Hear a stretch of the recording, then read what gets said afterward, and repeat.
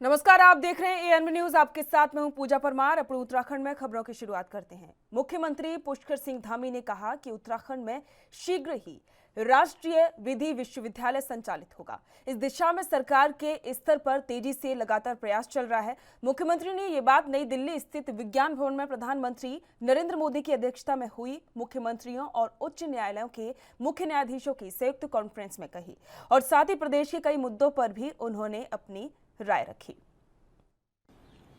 हाँ, निश्चित रूप से देखिए ये बहुत ही सकारात्मक सबका सम्मेलन था, जिसमें हमारे देश के यशस्वी प्रधानमंत्री नरेंद्र मोदी जी का भी सभी को मार्गदर्शन मिला है। वहाँ से उनका उद्बोधन मिला है। जुडिशरी और कार्यपालिका दोनों के बीच में अच्छा समन्वय हो, अच्छा बेहतर संबंध हो, उसके संबंध में चर्चा हुई है। और चूँकि उत्तराखंड राज्य में हमारा काम अच्छा चल रहा है और जो अवस्था अपना विकास है लगातार चल रहा है, वहाँ पर 13 जिलों के अंदर हमने नई व्यवस्था जुडिशरी के साथ मिलकर की है कि ऐसे लोग जो शारीरिक रूप से विकलांग हैं या कोर्ट तक नहीं पहुँच सकते हैं, उनके लिए वीडियो कॉन्फ्रेंसिंग के माध्यम से उनके बयान दर्ज हो सकते हैं। वो सीधे सीधे कोर्ट में जो है अपनी बात कर सकते हैं, सीधे लाइव हो सकते हैं। ये व्यवस्था करने वाले हम उत्तराखंड पहला राज्य है देश का। ऐसी अनेकों व्यवस्थाएं हमने की हैं। हमने कहा है कि हम जुडिशरी के साथ मिलकर जो भी जनता के हित में होगा वो सब काम करेंगे। अब देखिए, हमने कहा है कि उत्तराखंड के अंदर हम वेरिफिकेशन ड्राइव चलाएंगे और हमने उसको चलाना शुरू कर दिया है। चूँकि उत्तराखंड धर्म, अध्यात्म और संस्कृति का केंद्र है, हिमालय का प्रदेश है, गंगा का प्रदेश है, साथ में दो अंतर्राष्ट्रीय सीमाओं से लगा हुआ है, एक शांत प्रदेश है। वहाँ की कानून व्यवस्था नहीं बिगड़नी चाहिए। कई बार ये चीज़ें आई हैं कि बहुत सारे ऐसे लोग वहाँ पर आ गए हैं जो कहीं पर किसी ने कोई कानून व्यवस्था खराब की होती है, कहीं पर कोई घटना की होती है, किसी के ऊपर गुंडा एक्ट लगी है, किसी के ऊपर रासुका लगी है, लेकिन यहाँ पर गुमनामी का जीवन जीकर कुछ न कुछ करना शुरू करते हैं। अचानक कोई काम ऐसा करते हैं जिससे कि अशांति फैल जाती है, कानून व्यवस्था खराब हो जाती है। या आगे से कानून व्यवस्था खराब न हो, ऐसे लोगों के लिए उत्तराखंड कोई ऐसा और आरामगढ़ नहीं है। तो इनके लिए हमने वेरिफिकेशन ड्राइव चलाई, जिसमें कई संदिग्ध जो है सामने आए हैं और हम इसको सख्ती से चलाने नहीं। देखिए, बिजली की संकट के लिए हम लगातार काम कर रहे हैं। पिछले एक हफ्ते से हमने बिजली की व्यवस्था को ठीक किया है, क्राइसिस मैनेजमेंट किया है और ये पूरे देश के अंदर जो व्यवस्था खराब हुई है या जो व्यवस्था में कमी आई है, उस व्यवस्था को हम लोग ठीक कर रहे हैं। उत्तराखंड के अंदर लोगों को हम ठीक से कैसे बिजली दें, उसके मैनेजमेंट में हम लगे हुए हैं, लगातार कर रहे हैं। और जो बनागनी है, बनागनी को लेकर भी हम लगातार काम कर रहे हैं, उसको भी जल्दी ही हम कंट्रोल में कर लेंगे। यूनिफॉर्म सिविल कोड, चूंकि उसके लिए हमारी कमेटी जल्दी बनने वाली है। उत्तराखंड के मुख्यमंत्री पुष्कर सिंह धामी ने शनिवार को नई दिल्ली स्थित प्रधानमंत्री संग्रहालय का भ्रमण किया और संग्रहालय के अधिकारियों से उसके बारे में जानकारी प्राप्त की। मुख्यमंत्री ने कहा कि प्रधानमंत्री संग्रहालय प्रधानमंत्री नरेंद्र मोदी के विजन का परिणाम है। हम आजादी का अमृत महोत्सव मना रहे हैं। हमारा दायित्व है कि हम अपनी युवा पीढ़ी को देश के नायकों के बारे में अवगत कराएं। प्रधानमंत्री संग्रहालय में डिजिटल टेक्नोलॉजी, इतिहास और कला का बेहतर समन्वय देखने को मिलता है और इससे हमें देश के विकास में भी सभी प्रधानमंत्रियों के योगदान की जानकारी मिलती है।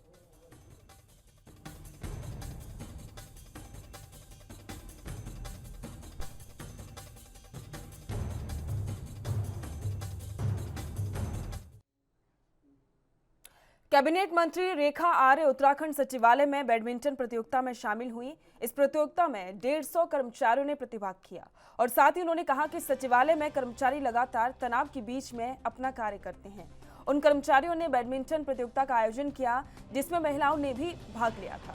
मंत्री रेखा आर्य ने कहा कि खेल से शारीरिक स्वच्छता तो आती ही है, इसके साथ ही योग करने का भी अभ्यास हो जाता है। सचिवालय बैडमिंटन क्लब के द्वारा आज सचिवालय के हमारे जितने कार्मिक हैं, लगभग 150 के करीब कार्मिकों ने आज बैडमिंटन प्रतियोगिता में प्रतिभाग किया है। उसी की शुरुआत करने का आज हमें खेल मंत्री होने के नाते भी मौका मिला है और इस फील्ड में हम इंटरेस्ट रखते हैं, इसलिए भी मौका मिला है। तो मैं क्लब के सभी लोगों का बहुत धन्यवाद करूँगी। और मुझे लगता है कि चूँकि हम सारे सचिवालय के हमारे जो कर्मचारी होते हैं अथवा जो हमारे अधिकारी होते हैं, चूँकि वो बहुत स्ट्रेस में काम करते हैं, पूरे प्रदेश का जो है मामले उनसे संबंधित होते हैं। तो ये अपने स्ट्रेस को दूर करना, अपने मन को भी और तन को भी स्वस्थ रखने का एक बहुत अच्छा माध्यम जो है बैडमिंटन मैं समझती हूँ वो है। और निश्चित रूप से वो अपने स्ट्रेस को दूर करेंगे और तन और मन को तरोताज़ा करते हुए जो है फिर से उत्तराखंड के लिए जिस प्रकार से काम करते आए उसी ऊर्जा के साथ काम करेंगे। तो अच्छी प्रतियोगिता है, अच्छा प्रयास है। देखिए, निश्चित रूप से यदि हम ग्रामीण स्तर की बात करते हैं तो मुझे लगता है कि हमारे खेल विभाग के ग्रामीण स्तर पर लगातार जो है वहाँ पे ट्रायल होते हैं। न्याय पंचायत स्तर पर युवा कल्याण विभाग ट्रायल करता है। उस ट्रायल से जुड़े हुए जो बच्चे हैं जो कि जिन्होंने चाहे वो फुटबॉल में अच्छा खेला हो, चाहे बैडमिंटन में या खो खो में या कबड्डी में, वो बच्चे संबंधित हमारे जहाँ जहाँ छात्रावास बने हैं वहाँ पर शिफ्ट होते हैं और वहाँ पर बेहतर कोच के माध्यम से फिर से ट्रेनिंग लेते हैं और फिर अन्य प्रतियोगिताओं के लिए उनकी तैयारी होती है। तो खेल विभाग लगातार प्रयासरत है कि बच्चों को वहीं से पिक करे और उनकी प्रतिभा को निखारने का काम करे। तो ग्रामीण स्तर हो या अपने शहरी स्तर हो, लगातार हमारा काम जो है खिलाड़ियों को आगे बढ़ाने का है, उनको अमूलचूल सुविधाएं जो है उपलब्ध कराने का है। खेल पॉलिसी भी हम लोग बहुत जल्दी जियो करने वाले हैं, तो उनके भविष्य को हम लोग सुरक्षित रखने वाले हैं। देखिए, निश्चित रूप से एक अभिभावक अपने बच्चे के लिए सोचता है कि मेरे बच्चे ने यदि नेशनल खेल लिया तो उसके बाद क्या होगा, क्या वो घर बैठेगा या आगे कोच के रूप में करेगा या उसकी जॉब का क्या होगा। तो एक परमानेंट अपनी आर्थिक स्थिति की मजबूती, तो उस को लेकर वो सुनिश्चित होना चाहता है, सुरक्षित रहना चाहता है। अभिभावक भी प्रेरणा का बहुत बड़ा स्रोत होते हैं। तो उसी को हम लोग सुनिश्चित करने चाह रहे हैं कि 2000 ग्रेड पे से लेकर आपके 4400 हो या 5400 ग्रेड पे तक में जो कि विभिन्न लेवल पर प्रतियोगिताएं होती है, चाहे वो नेशनल में हो, ओलंपिक में हो, एशियाड में हो, तो उन प्रतियोगिताओं में प्रतिभाग करने से लेकर मेडल जीतने तक में विभिन्न क्राइटेरिया हम लोग बना रहे हैं और उनको जो है आगे चल के विभिन्न विभागों में हो, चाहे वो पुलिस विभाग हो। कुमाऊं आयुक्त दीपक रावत का जनता मिलन कार्यक्रम सरकारी सिस्टम से हताश हो चुके लोगों की उम्मीद का जरिया बनता जा रहा है। ये वजह है कि सप्ताह के हर शनिवार को आयुक्त के आवास पर फरियादियों की भीड़ जुटती है, जहां लोग बिजली, पानी, आवास, बैंक और जमीन संबंधी शिकायतों को लेकर पहुंचते हैं। आज हुए जन मिलन कार्यक्रम के दौरान भी ऐसा ही नजारा देखने को मिला। कुमाऊं आयुक्त दीपक रावत ने बताया कि जनता मिलन कार्यक्रम में आने वाली हर शिकायत को गंभीरता से लिया जाता है। उन्होंने कहा कि गर्मियों में पेयजल किल्लत से निपटने और जरूरी इंतजाम के निर्देश जल संस्थान के अधिकारियों को दिए गए हैं और साथ ही जंगलों में आग लगने की घटनाओं पर भी नजर रखी जा रही है। पिथौरागढ़ में बारिश होने से जंगल की आग पर नियंत्रण हुआ है। उन्होंने कहा कि वन विभाग और जन सहयोग से वनों को बचाने की कदम लगातार उठाए जा रहे हैं।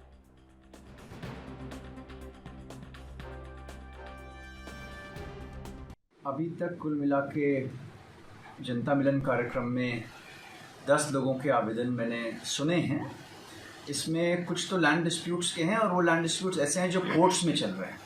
तो कोर्ट्स में तो उसमें वैसे हम डायरेक्टली वैसे कोई मदद नहीं करते, लेकिन हम ये हेल्प ज़रूर कर देते हैं कि लंबे समय से कोई कोर्ट में अगर चल रहा है, किसी रेवेन्यू कोर्ट में, SDM के कोर्ट में, तहसील के कोर्ट में, तो हम उसको इंस्ट्रक्ट कर देते हैं समयबद्ध तरीके से 2 महीने में डिसाइड हो जाए, 3 महीने से डिसाइड हो जाए। एक प्रॉब्लम आज हल्द्वानी के जो स्विमिंग पूल है उसको लेके आई है, जिसका फ़िल्टर ख़राब है और बताया गया मुझे कि इसमें 70 लाख का खर्चा आएगा।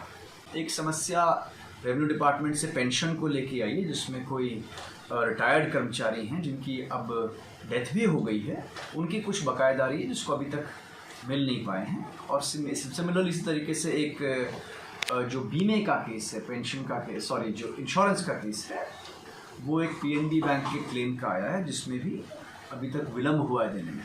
तो उनसे भी अभी मैंने जो दस्तावेज़ हैं वो मंगवाए हैं और ये प्रयास किया जा रहा है कि जिसकी जो समस्या है उसका निदान हो सके और उनको ये ज़रूर पता चल जाएगा, तत्काल निदान नहीं भी होना है, ये ज़रूर पता चल जाए कि इतने समय में हो जाएगा। कई बार ऐसा भी होता है कि लोग जो आवेदन करते हैं वो फैक्चुअल नहीं होता, गलत भी हो जाता है। तो ये केस में हमें ये जानकारी देना भी हमारे लिए आगामी 4 धाम यात्रा के प्रारंभ होने से पहले यात्रा के चलने वाले वाहनों को कड़ी परीक्षा से गुजरना पड़ रहा है, जिसके लिए रोशनाबाद स्थित RTO कार्यालय में वाहनों की फिटनेस का प्रमाण पत्र लेने के लिए लंबी कतारों में घंटों इंतजार करना पड़ रहा है। परिवहन विभाग के RI चंद्रकांत भट्ट ने जानकारी देते हुए बताया कि गाड़ी की फिटनेस को अच्छे प्रकार से चेक किया जा रहा है। उन्होंने बताया कि अभी तक 65 गाड़ियां चेक हो चुकी हैं और इसके अलावा अनेकों वाहन अभी तक प्रक्रिया के लिए खड़े हैं।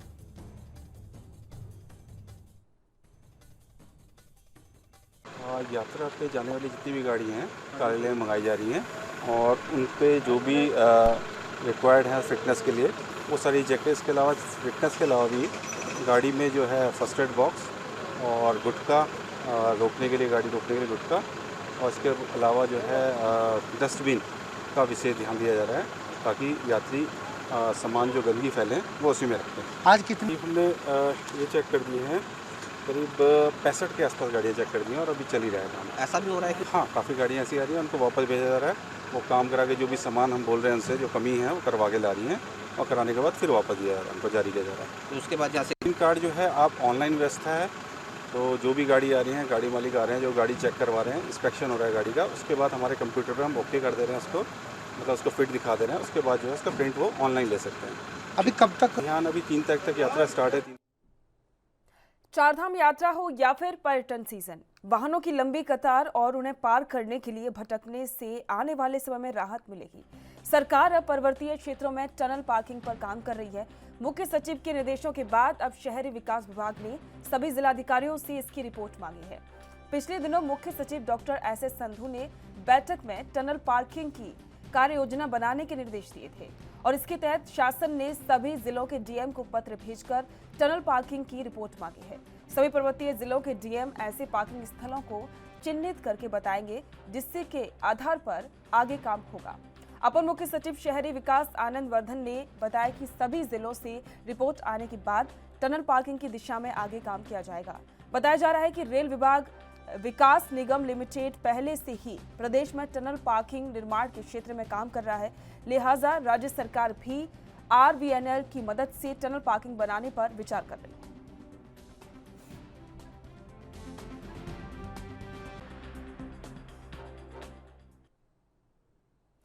वक्त हो गया ब्रेक का, जल्द लौटेंगे।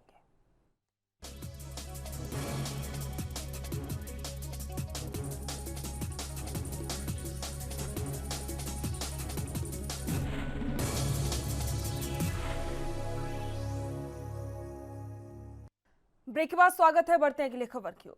उत्तराखंड में बाहरी राज्यों से आने वाले यात्रियों और श्रद्धालुओं के लिए कोविड जांच और वैक्सीनेशन प्रमाण पत्र की अनिवार्यता नहीं है। मुख्यमंत्री पुष्कर सिंह धामी के आदेशों पर मुख्य सचिव डॉक्टर एस.एस. संधू ने इस संबंध में अधिकारियों को निर्देश दिए हैं। प्रदेश में 3 मई से चारधाम यात्रा शुरू हो रही है। 2 साल बाद यात्रा में भारी संख्या में तीर्थ यात्रियों के आने की संभावना है। राज्य में बाहर से आने वाले यात्रियों और श्रद्धालुओं के लिए कोविड जांच को लेकर भ्रम की स्थिति बनी हुई थी और इसे दूर करने के लिए मुख्यमंत्री के आदेश पर मुख्य सचिव ने अधिकारियों की बैठक ली। मुख्य सचिव ने अधिकारियों को निर्देश दिए कि चारधाम यात्रा के सफल संचालन के लिए अग्रिम आदेशों तक बाहरी राज्यों से आने वाले यात्रियों और श्रद्धालुओं को राज्य की सीमा पर होने वाली असुविधा और भीड़ से बचाव करने के लिए कोविड जांच और वैक्सीनेशन प्रमाण पत्र की अनिवार्यता नहीं है।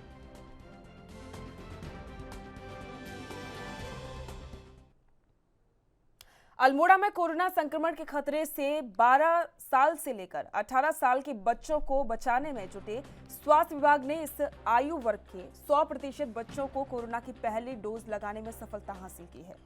95% बच्चों को स्वास्थ्य विभाग दूसरी डोज भी लगा चुका है। 5 से 12 साल के बच्चों का टीकाकरण भी इसको करने के लिए स्वास्थ्य विभाग को अभी कोई निर्देश नहीं मिले हैं।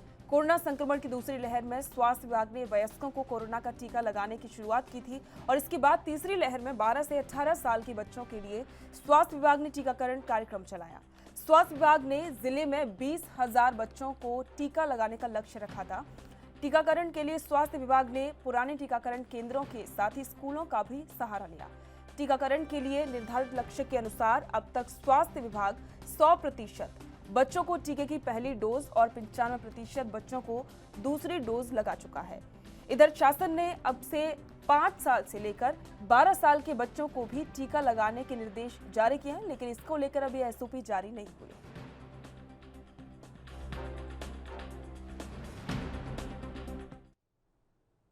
स्वामी विवेकानंद पहली बार 1890 में कुमाऊं के दौरे पर आए थे। अल्मोड़ा के काकड़ी घाट में पीपल के पेड़ के नीचे उन्हें ज्ञान की अनुभूति हुई थी और सांस्कृतिक नगरी अल्मोड़ा से स्वामी विवेकानंद का गहरा नाता रहा है। वो 3 बार अल्मोड़ा आए थे। स्वामी जी शहर में जिन जगहों पर ठहरे थे वहां पर साल भर लाखों की संख्या में पर्यटक पहुंचते हैं। अल्मोड़ा के ब्राइट एंड कॉर्नर में बनी रामकृष्ण कुटीर भी इनमें से एक जगह है। रामकृष्ण कुटीर की स्थापना 1916 में हुई थी और इसको स्थापित करने के लिए स्वामी विवेकानंद ने अपने गुरु भाई शिवानंद महाराज से कहा था। ये स्थान पवित्र और शांत है। स्वामी जी ने गुरु भाई से कहा था कि इस स्थान पर एक आश्रम होना चाहिए, तब जाकर यहाँ पर एक कुटीर की स्थापना की गई। देश विदेश से लोग यहाँ पर ध्यान करने के लिए आते हैं। इस मिशन के अध्यक्ष का कहना है कि अल्मोड़ा आध्यात्मिक दृष्टि से महत्वपूर्ण स्थल है। विवेकानंद जी ने यहाँ पर रामकृष्ण मिशन की स्थापना की थी और आज यहाँ पर बड़ी संख्या में विवेकानंद के अनुयायी और पर्यटक आते हैं।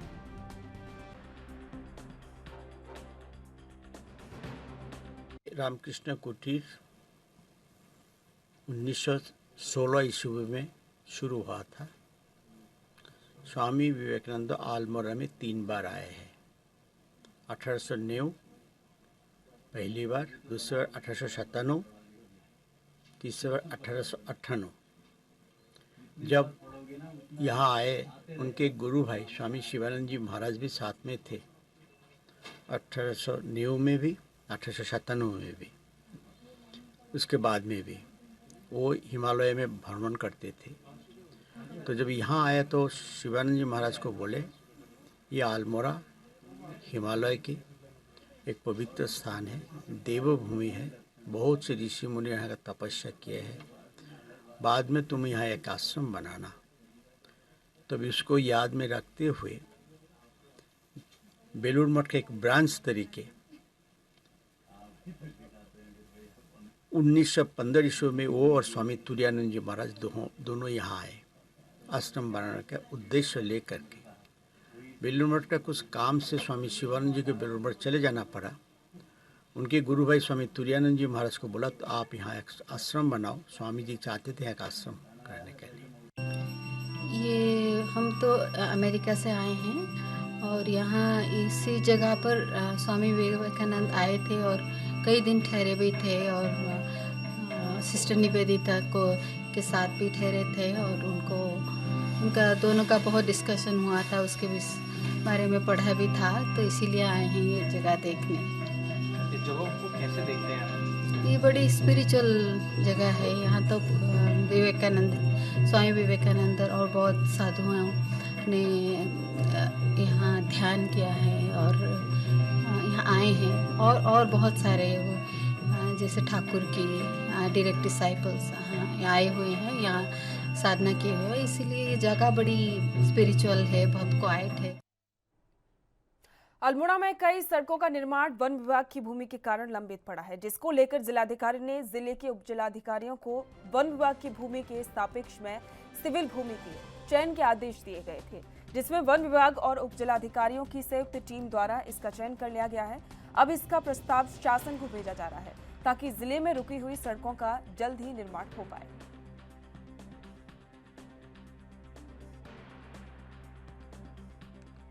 जनपद में बहुत सारी सड़कों का कार्य वन भूमि जहां पर प्रभावित होती है उसमें उसके सापेक्ष 2 गुना सिविल भूमि न मिलने के कारण लंबित है।